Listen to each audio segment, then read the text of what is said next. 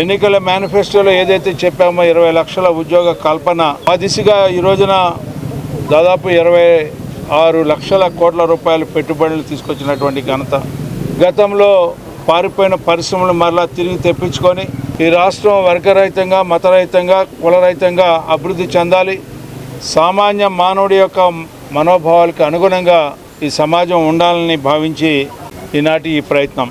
కానీ ఈ రోజున 11 సీట్లకు పరిమితి అయినా కూడా రోజు ఏదో ఒకటి నిత్యం సిరి వస్తూ ఉంటుంటే మోకాలు అడ్డం పెట్టడానికి, లేకపోతే సంబంధం లేని విషయాల్ని సంబంధం ఉన్నట్టుగా చూపించడానికి మోకాలకి బోడిగుండికి ముడేయటానికి రోజు ప్రయత్నిస్తున్నటువంటి ప్రతిపక్షాన్ని మనం చూస్తూ ఉన్నాం.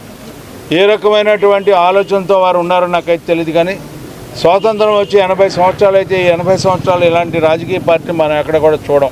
అనునిత్యం కూడా ఏదో రకమైనటువంటి ప్రాంతీయ తత్వాన్నో, కులతత్వాన్నో, మతత్వాన్నో, వర్గతత్వాన్నో ఏదో రకంగా రెచ్చగొట్టుకొని ఏదో ఒక వర్గాన్ని గుప్పిట్లో పెట్టుకోవాలనే ప్రయత్నం ఈనాటికి కూడా కొనసాగుతూ ఉంది. ఆ రకంగా ఈ రోజున రాజకీయ మనుగడ కోసం, రాజకీయ లబ్ధి కోసం పడరాని పాటలు పడతా ఉన్నారు, నోటికి వచ్చినట్లు మాట్లాడుతూ ఉన్నారు. కానీ ఇది కాదు మాకు ముఖ్యం. నీలాగా పాలన చేయాలంటే, నీలాగా ఆనాడు ప్రభుత్వంలో ఉన్నప్పుడు ప్రతిపక్షాలను తొక్కేయాలని చెప్పి నువ్వు చేసిన పనులే మేము చేయాలంటే అట్టున్నారా ఈ పాటికే వేసేవాళ్ళం అనేది నీకు అర్థం కావట్లా. అదేం పెద్ద లెక్కేం కాదు. నీవు మొగ్గలాంటి అడివి. ఈ రోజున ఈ పార్టీకి 44 సంవత్సరాల వయసు ఉంది, అనుభవం ఉంది. రాజకీయం ఎట్లా చేయాలి, అభివృద్ధి ఎట్లా చేయాలి, సమాజంలో ప్రజల్ని, సమస్యలతో ఉన్నటువంటి ప్రజల్ని ఏ రకంగా ఆదుకోవాలని చెప్పి తపన పడే వ్యక్తి ఈ కూటమి నాయకుడు నారా చంద్రబాబు నాయుడు గారు. నీలాగా ప్రతిరోజు కూడా రాజకీయం చేయాలి, లబ్ధి పొందాలి, ఏదో రకంగా వర్గతత్వాన్న, మతత్వాన్న రెచ్చగొట్టుకునే నాయకత్వం మాది కాదు. ఎందుకంటే ఈ సమాజం మా నుంచి ఏం ఆశించింది, ఏ రకంగా మమ్మల్ని గెలిపించింది, ఏ రకమైనటువంటి తీర్పు ఇచ్చారు.